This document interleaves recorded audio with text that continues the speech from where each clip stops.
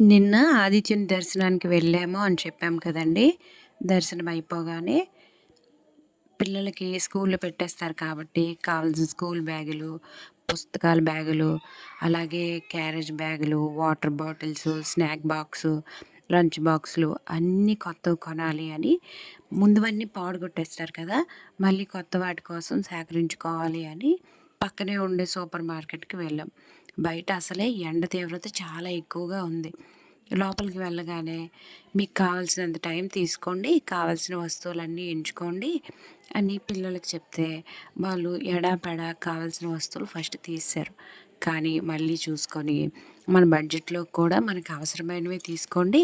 కావాలంటే కొద్దిగా ఎక్కువ టైం ఇక్కడే స్పెండ్ చేసి బయటికి వెళ్దాం. కొద్దిగా చల్లబడిన తర్వాత వెళ్దాం అనుకోని ఆ మాల్‌లో అన్ని వస్తువుల్ని చూస్తూ అవసరమైన వాటిని కొన్నిటిని పట్టుకొని కొనుక్కొని ఇంటికొచ్చేసాం.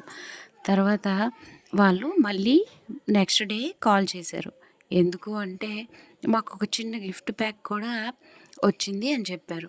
3 గిఫ్టుల్లో 2 గిఫ్టులు మాకసలు పనే పనికిరావు. ఎందుకంటే అవన్నీ ఫ్లైట్ టికెట్లు లేదా ఏదైనా పెద్ద పెద్ద సిటీస్‌లో మనం హోటల్స్‌లో ఉండడానికి స్టే చేస్తే గిఫ్టులు. చిన్నది మాత్రం ఇదొచ్చింది లాస్ట్‌కి. ఇంతేనండి ఈ వ్లాగ్. బాయ్.